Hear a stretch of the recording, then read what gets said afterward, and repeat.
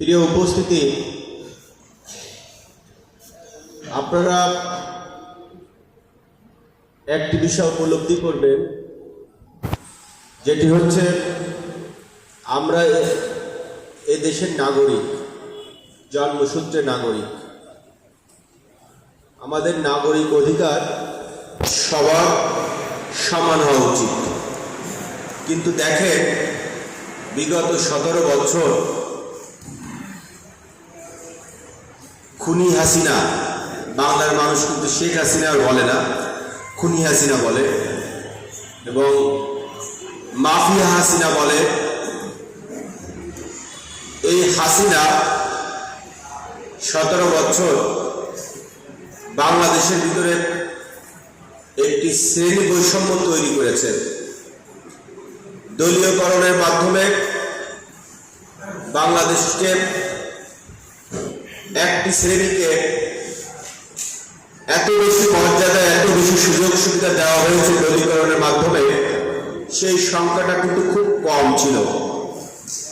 আর বাংলাদেশের অধিকাংশ মানুষ একটা বিশাল শ্রেণী গোষ্ঠীর শ্রেণী বৈষম্যের শিকার হয়েছিল। আমরা দীর্ঘ 17 বছর আমরা যারা ভোটার, ভোট দিতে অভ্যস্ত, এবং আমাদের জনপ্রতিনিধি নির্বাচনে যারা আমরা ভোটের মাধ্যমে অভ্যস্ত, সেই ভোট প্রথা হাসিনার নেতৃত্বে বাংলাদেশ থেকে বিলুপ্তির পথে চলে গিয়েছিল। তেমনিভাবে যারা শিক্ষিত তরুণ, তারা কিন্তু তাদের শিক্ষা জীবন শেষ করার পর মেধার ভিত্তিতে তাদের চাকরি হওয়ার কথা, সেই ব্যবস্থাও কিন্তু হাসিনা দলীয়করণের মাধ্যমে এই মেধাভিত্তিক যে শিক্ষা ব্যবস্থা, মেধাভিত্তিক যে চাকরির ব্যবস্থা, এই ব্যবস্থা থেকে হাসিনা দূরে সরে গিয়েছিল। দলীয়করণের মাধ্যমে ছাত্রলীগ, আওয়ামী লীগ করলে ওই পরিবারের সন্তানরা চাকরি পেত। যারা সাধারণ মানুষের সন্তান, আর বিশেষ করে যদি বিএনপি পরিবারের সন্তান হয়, সে যতই মেধাবী হোক, বাংলাদেশকে তাকে দেওয়ার অনেক সম্ভাবনা থাকলেও আমাদের সেই সন্তানকে বাংলাদেশের ন্যূনতম সুযোগ সুবিধা থেকেও শেখ হাসিনা বঞ্চিত করেছে। এমনিভাবে যদি বলা হয়, প্রতিটা সেক্টরে যে শ্রেণী বৈষম্য তৈরি হয়েছিল, নাগরিকদের যে অধিকার, সেই অধিকারগুলো খর্ব হয়েছে। আর বিশেষ করে আমাদের যে নতুন প্রজন্ম, বাংলাদেশের বর্তমান যে জনগোষ্ঠী আছে, সেই জনগোষ্ঠীর 65% তরুণ, বর্তমান বাংলাদেশে 65% তরুণ, যারা ভোট কি জিনিস, ভোট দিতে হয়, এবং নাগরিকদের একটা মৌলিক অধিকার ভোটাধিকার, সেটা থেকে তারা অনেক দূর দূরান্তে চলে গিয়েছে। তরুণরা কিন্তু জানে না তাদের ভোট দেওয়ার অধিকার আছে একটা দেশের নাগরিক হিসেবে। তেমনিভাবে যদি আপনি ব্যবসায় যান, ব্যবসা বাণিজ্যের ক্ষেত্রে যান, কোন শিক্ষিত তরুণ যদি লেখাপড়া শেষ করে, তার শিক্ষা জীবন শেষ করে ব্যবসা করতে যাবে, সেখানে শ্রেণী বৈষম্যের শিকার হতে হয়েছে। এক শ্রেণীর লোকেরা যারা আওয়ামী পরিবারের সন্তান, আওয়ামী ঘরানার রাজনীতির সাথে সম্পৃক্ত, তারা বাংলাদেশের সমস্ত ব্যবসা বাণিজ্যকে তারা দখল করে রেখেছিল। বাংলাদেশের সমস্ত ব্যাংক সেক্টর থেকে হাজার হাজার কোটি টাকা লুটপাট করেছে তারা। আর এই সমস্ত সবকিছুকে উত্তরণের জন্য, আর বিশেষ করে বাংলাদেশের মোট জনসংখ্যা 65% তরুণ, যারা তাদের অধিকার থেকে বঞ্চিত, তাদের রাজনৈতিক অধিকার থেকে বঞ্চিত, সেই রাজনৈতিক অধিকার পূর্ণ প্রতিষ্ঠার জন্য আমাদের নেতা, বিএনপির ভারপ্রাপ্ত চেয়ারম্যান, আগামী বাংলাদেশ, আগামী রাষ্ট্রনায়ক তারেক রহমান এই তরুণদের অধিকার প্রতিষ্ঠার জন্য আমাদেরকে আমরা যারা বিএনপি যে সমস্ত সংগঠন তরুণদের প্রতিনিধিত্ব করে বাংলাদেশ জাতীয়তাবাদী যুব দল, জাতীয়তাবাদী ছাত্র দল, জাতীয়তাবাদী স্বেচ্ছাসেবক দলের সমন্বয়ে এই তরুণদের অধিকার আদায়ের সমাবেশের আয়োজন করতে বলেছে। আর আমরা তারেক রহমানের আহ্বানে সাড়া দিয়ে সারা বাংলাদেশের যুবদল, ছাত্রদল, স্বেচ্ছাসেবক দলের সমন্বয়ে বাংলাদেশের যে সাবেক 4টি বিভাগীয় শহর ছিল সেই শহরে এই সমাবেশের আয়োজন হচ্ছে। সেই ধারাবাহিকতায় আগামী 17ই মে আমাদের খুলনার ঐতিহাসিক আমাদের বাংলাদেশের মহান স্বাধীনতার ঘোষক বিএনপির প্রতিষ্ঠাতা চেয়ারম্যান শহীদ রাষ্ট্রপতি জিয়াউর রহমানের বীরত্তমের নাম অনুসারে আমাদের খুলনার একটি ঐতিহ্যবাহী স্থান আছে জিয়া হল চত্বর। জিয়া হল চত্বরে আমরা এই সমাবেশের আয়োজন করেছি। আর সেই সমাবেশকে সফল করার জন্য ইতিমধ্যে আমরা খুলনা জেলার প্রত্যন্ত অঞ্চলে আমরা জৈব সমন্বয় সভার মাধ্যমে আমরা সমাবেশ সফল করার সমস্ত রকম প্রস্তুতি আমরা গ্রহণ করছি। সেই ধারাবাহিকতায় আজ ডুমুরিয়া সদর ইউনিয়ন, গোপীদিয়া ইউনিয়ন এবং সবদা ইউনিয়নের সমন্বয়ে আজকে এই যৌথ সভা অনুষ্ঠিত হচ্ছে। এই যৌথ সভায় আমাদের সভাপতিত্ব করছেন আপনাদের এই এলাকার কৃতি সন্তান বিএনপি খুলনা জেলা শাখার অন্যতম সদস্য, বিএনপি উপজেলা ডুমুরিয়া উপজেলা শাখার সাবেক সিনিয়র যুগ্ম আহ্বায়ক হাফিজুর রহমান। প্রধান অতিথি হিসেবে যিনি উপস্থিত আছেন ওনাকে আপনাদেরকে নতুন করে পরিচয় দেওয়ার কিছু নেই। উনি হচ্ছে আমাদের সার্বজনীন শ্রদ্ধেয় ব্যক্তিত্ব আমাদের খুলনা জেলা। ওনাকে আমরা কোন পদে ভূষিত করে আমরা ওনাকে সন্তুষ্ট করতে পারবো না, ব্যক্তিগতভাবে আমি পারবো না। কারণ উনি আমাদের কাছে অনেক শ্রদ্ধার জায়গায়, অনেক মনের মনিরটা উনি আমাদের সবসময় অবস্থান করে। আমাদের প্রিয় নেতা, প্রিয় অভিভাবক, জেলা বিএনপির সিনিয়র যুগ্ম আহ্বায়ক অ্যাডভোকেট মমিনুল ইসলাম উপস্থিত আছেন, সরওয়ার হোসেন আমাদের আপনাদের ডুমুরিয়ার কৃতি সন্তান, আমাদের খুলনার বিএনপি জেলা বিএনপি প্রতিষ্ঠাতা পরিবারের সদস্য আমাদের খোকন ভাই আছেন, উপস্থিত আছেন আমাদের মাহবুব ভাই, আমাদের কৃষক দলের কবির ভাই, শ্রমিক দলের ইসমাইল ভাই, আমাদের স্থাপত্য হিসেবে অনেক হিয়া, বেলাল সহ অনেক ব্যক্তিবৃন্দ এসেছেন। আমি সবার নাম বললাম না, আমি সেই কারণে আন্তরিক দুঃখ প্রকাশ করছি। যাই হোক, আমরা এই সমাবেশ সফল করার জন্য আমরা সবাই এখানে একত্রিত হয়েছি।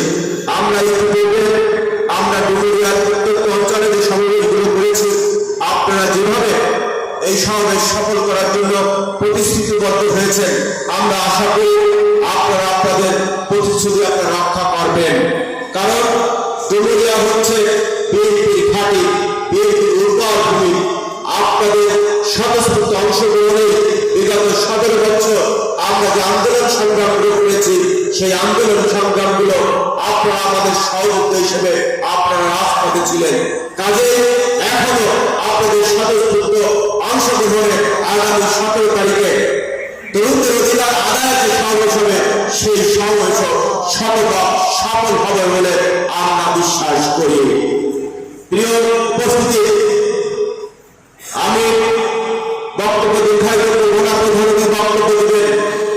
আমি আমাদের প্রতিপক্ষ রাজনৈতিক সংগঠন যারা এই ডুমুরিয়ার মাটিতে তাদের আধিপত্য বিস্তারের জন্য চেষ্টা করছেন, আমরা তাদেরকে সাধুবাদ জানাই।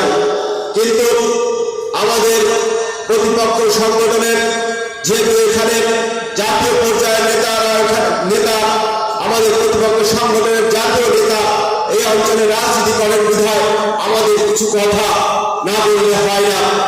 আমি যেহেতু এখানে যে সমস্ত আমাদের দলের নেতাকর্মীরা সহ যারা আমাদের বক্তব্য শুনছেন, আমাদের বক্তব্য স্পষ্ট। গতকাল আমরা দেখলাম জামাত ইসলামী বাংলাদেশের আমির, আমাদের একজন মুরব্বী মানুষ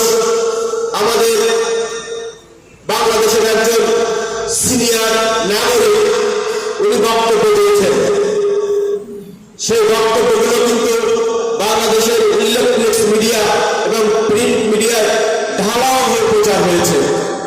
জামাত ইসলামের বাংলাদেশের আমির আমাদের মুরব্বী উনি বলেছেন যে আওয়ামী লীগকে আইনি প্রক্রিয়ার মাধ্যমে নিষিদ্ধ করলে ভালো হতো এবং রাজনৈতিক দলগুলোর সঙ্গে আলোচনা সাপেক্ষে যদি নিষিদ্ধ করা হতো তাহলে ভালো হতো। আমরা কিন্তু এই বক্তব্য স্বাগত জানাই। আমাদের দলের ভারপ্রাপ্ত চেয়ারম্যান, আমাদের দলের মহাসচিব সহ আমাদের বিএনপি সিনিয়র নেতৃবৃন্দ কিন্তু এই কথাগুলো বিগত কয়েক মাস ধরে বলে আসছে। আর এই কথাকে পুঁজি করে এক শ্রেণীর মানুষ যারা বাংলাদেশের মাটিতে রাজনীতির শেকড় নেই, উড়ে এসে চুলে বসে, গ্রামের একটা কথা আছে, গায়ে মানে না আপনি মন, এরকম একটা বিষয় তাদের কাছে হয়ে গেছে। তাদের কিন্তু তাদের পিছনে কিন্তু কোনো সাধারণ মানুষের সমর্থন নেই, কোনো সাধারণ যারা রাজনৈতিক সচেতন তাদের সমর্থন নেই, কিন্তু তাদের ভাবখানা এমন যে তিনিই মন। আমাদের আমাদের শ্রদ্ধেয় মহাসচিব এবং আমাদের বিএনপির ভারপ্রাপ্ত চেয়ারম্যান তারেক রহমানকে কিন্তু এই আওয়ামী লীগ নিষিদ্ধের যে বিষয়, এই বিষয়টা নিয়ে বারবার আমাদের নেতাদের বক্তব্যকে খণ্ডিত আকারে উপস্থাপন করে আমাদেরকে হেয় করার চেষ্টা করা হয়েছে। কিন্তু দেখেন, যারা এই শাহবাগ চত্বরে আওয়ামী লীগকে নিষিদ্ধের দাবিতে অবস্থান করেছে, স্লোগান দিয়েছে এবং তাদের সঙ্গে যারা হাত মিলিয়ে আওয়ামী লীগের নিষিদ্ধের দাবিতে এই জামাতের ছাত্র শিবির এবং জামাতের সমস্ত নেতৃবৃন্দ যখন অবস্থান করেছে আওয়ামী লীগকে নিষিদ্ধের দাবিতে, তখন কিন্তু এই জামাত ইসলামের আমির যে কথাটা বলেছে এই কথা আর তাদের যে স্লোগান এবং আওয়ামী লীগ নিষিদ্ধ হওয়ার পর প্রজ্ঞাপন মানে একটা প্রেস কনফারেন্সের মাধ্যমে যখন নিষিদ্ধ হলো, তখন কিন্তু এই শাহবাগ চত্বরে দাঁড়িয়ে আমাদের নেতা এবং আমাদের দল সম্পর্কে কটূক্তি করা হয়েছে না? জি। তো আমরা প্রশ্ন রাখতে পারি এবং আমরা এই ডুমুরিয়ার মাটিতে দাঁড়িয়ে আমরা আপনারা যারা এখানে উপস্থিত আছেন এবং যারা বিএনপিকে উদ্দেশ্য করে কথা বলেন, বিএনপি নেতাদের বক্তব্যকে খণ্ডিত আকারে প্রচার করে বিএনপি নেতাদেরকে আওয়ামী লীগের পক্ষে কথা বলার, আওয়ামী লীগের পক্ষে অবস্থান নেওয়ার কথা বলে যারা বক্তব্য রাখেন, দয়া করে আপনারা বেশি দূরে যাওয়ার দরকার নাই, শুধু এই ডুমুরিয়া ফুলতলার মাটিতে এসে দেখে যান। আপনাদের দলের সর্বোচ্চ নেতা এই অঞ্চলে রাজনীতি করে, উনার রাজনৈতিক কর্মকাণ্ড আপনারা পর্যবেক্ষণ করুন, তথ্যপত্র সংগ্রহ করুন। উনি এই ডুমুরিয়া ফুলতলায় আওয়ামী লীগের সমস্ত সন্ত্রাসীরা আছেন, এই অঞ্চলে যারা দীর্ঘ 17 বছর সাধারণ মানুষকে জুলুম নির্যাতন করেছে, যারা জুলুমবাজ নির্যাতনকারী হিসেবে এই ডুমুরিয়া ফুলতলার মাটিতে চিহ্নিত, সেই সমস্ত দোষকদেরকে নিয়ে উনি জামাতের পাল্লা ভারী করছে। আর আপনারা শাহবাগের মাটিতে দাঁড়িয়ে বিএনপির আওয়ামী লীগকে নিষিদ্ধের দাবিতে কেন শাহবাগে গেল না সেই প্রশ্ন আপনারা করেন। বিএনপি তো কখনো আওয়ামী লীগের রাজনীতির ব্যাপারে, আওয়ামী লীগ যে দীর্ঘ 17 বছর বাংলাদেশের মানুষের উপরে জগদ্দল পাথরের মতো একটি স্বৈরাচার সরকার হিসেবে প্রতিষ্ঠিত ছিল, তার বিরুদ্ধে তো বিএনপি রাষ্ট্র আন্দোলন সংগ্রাম করেছে। আপনারা তো করেননি। আপনারা তো আওয়ামী লীগের সঙ্গে, আওয়ামী লীগের কখনো আওয়ামী লীগ নেতাদের লুঙ্গি দিচ্ছে, কখনো আওয়ামী লীগ নেত্রীদের আচরণ দিচ্ছে, গুপ্তচর প্রভৃতি রাজনীতি করেছেন। আওয়ামী লীগের যে আলুর ভাগ আপনারা পেয়েছেন। বিএনপির কোন নেতা কর্মী আওয়ামী লীগের সাথে আঘাত করে নিয়ে এবং আওয়ামী লীগের সঙ্গে কোনো ভাগ করা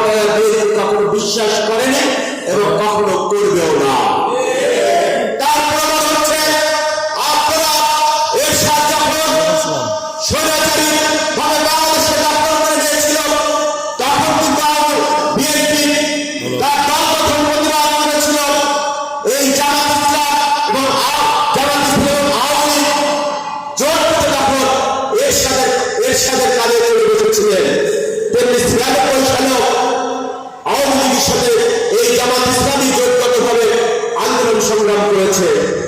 বিএনপির এমন কোন রেকর্ড নেই যেখানে বিএনপি আওয়ামী লীগের সঙ্গে জোটগতভাবে কোনো নির্বাচন করেছে অথবা কোনো সংগ্রাম করেছে, আন্দোলন করেছে। কাজে আমরা বলতে পারি এই মুনাফিকের দল যারা ধর্মকে নিয়ে রাজনীতি করে, যারা মসজিদ ভিত্তিক রাজনীতি করে, যারা আলমোহনী ভিত্তিক রাজনীতি করে, এরা হচ্ছে বাংলাদেশের সাধারণ মানুষ, বিশেষ করে যারা ইসলাম ধর্মে বিশ্বাস করে তাদের সঙ্গে মুনাফিকি করে। মুনাফিকি করা হচ্ছে এদের প্রধান ধর্ম। প্রিয় উপস্থিতি, যদি আওয়ামী লীগ 24-এর যে বিপ্লব সংঘটিত হয়েছে, এই বিপ্লবে আওয়ামী লীগ গণহত্যা চালিয়েছে, সাধারণ ছাত্র জনতার উপরে গুলি চালিয়েছে, নির্মমভাবে আমাদের ছাত্র জনতাকে হত্যা করেছে। এই মানবতার বিরুদ্ধে অপরাধের কারণে আওয়ামী লীগকে নিষিদ্ধ করা হয়েছে। এই কারণে আমরা সাধুবাদ জানাই বর্তমান সরকারকে, পাশাপাশি বর্তমান সরকারের প্রতি আহ্বান জানাই, আপনারা অনতিবিলম্বে সারা বাংলাদেশে আপনারা তথ্যপত্র সংগ্রহ করুন। যারা ধর্মের নামে রাজনীতি করছে, যারা ধর্মীয় লেগেছে, আওয়ামী লীগকে পৃষ্ঠপোষকতা করছে, আওয়ামী সন্ত্রাসীদেরকে মদত দিচ্ছে, আওয়ামী চাঁদাবাজদেরকে দল অন্তর্ভুক্ত করছে, এই সমস্ত ব্যক্তিদেরকে চিহ্নিত করে এদেরকেও রাজনীতিভাবে রাজনীতি করার অধিকার বাংলাদেশের মাটিতে নেই, এদেরকেও রাজনীতিভাবে নিষিদ্ধ করতে হবে। আর সেই তালিকা যদি হয় তাহলে আমাদের বিশ্বাস এই ডুমুরিয়া ফুলতলাতে সর্বপ্রথম জামাত ইসলামী বাংলাদেশের যে কেন্দ্রীয় নেতা আছে অধ্যাপক গোলাম গোলাম সাহেব নিষিদ্ধের তালিকায় পড়ে। আমরা সবাই মিলে রাজনীতি করতে চাই। আমাদের প্রিয় নেতা, আমাদের আগামী বাংলাদেশ, আগামী রাষ্ট্রনায়ক তারেক রহমান সবাইকে নিয়ে একটি নতুন ধারা রাজনীতি করতে চায়। আর সেই কারণে তারেক রহমান সহ বিএনপির পক্ষ থেকে আমরা বারবার বলছি, দীর্ঘ 17 বছর যেহেতু মানুষ তার ভোটের অধিকার থেকে বঞ্চিত, বাংলাদেশের মানুষ বিশ্বাস করে হাসিনা যেহেতু পালিয়ে গিয়েছে, বর্তমান অন্তর্বর্তীকালীন সরকার আছে এবং সরকারের যে প্রধান তিনি একজন বিশ্বনন্দিত মানুষ। আমাদের বিশ্বাস এবং বাংলাদেশের মানুষের বিশ্বাস ছিল এই বিশ্বনন্দিত ব্যক্তির কারণে বাংলাদেশে একটি অবাধ সুষ্ঠু নির্বাচনের পরিবেশ হবে, একটি নির্বাচনের ঘোষণা হবে। আর এটাই বিএনপির দাবি। আর এই দাবির কারণে একটি মহলে প্রধান ব্যবসায়ী গোষ্ঠী বর্তমান যারা এই জুলাই বিপ্লবে যারা আমাদের সাথে কাঁধে কাঁধ নিয়ে যুদ্ধ করেছে, লড়াই করেছে, সংগ্রাম করেছে, এদের একটি বিচ্ছিন্ন অংশকে নিয়ে এরা এই নির্বাচনী ব্যবস্থাকে ধ্বংস করার জন্য সরকারের নামে বাংলাদেশের নির্বাচনী ব্যবস্থাকে আবারও হাসিনার মতো ধ্বংসের দ্বার প্রান্তে নিয়ে যাচ্ছে।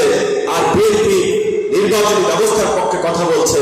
যে সমস্ত তরুণরা দীর্ঘ 17 বছর বাংলাদেশের 65% মানুষ যারা ভোট দিতে পারে না তাদের পক্ষে কথা বলছে বিএনপি।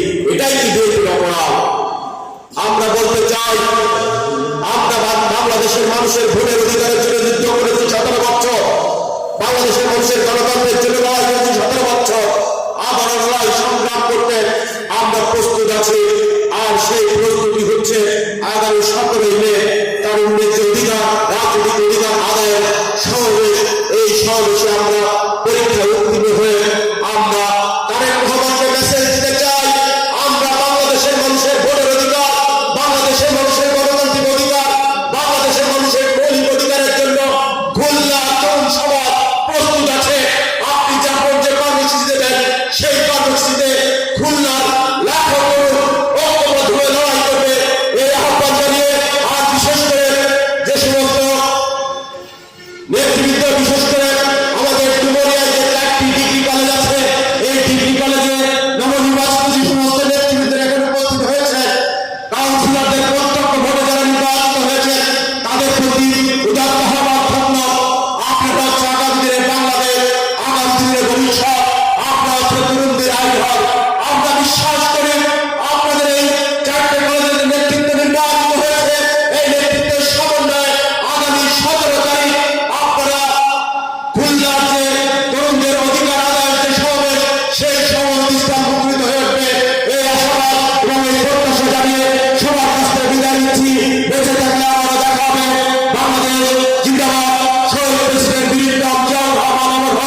আমাদের প্রিয় নেত্রী আওয়ামী লীগের নেত্রী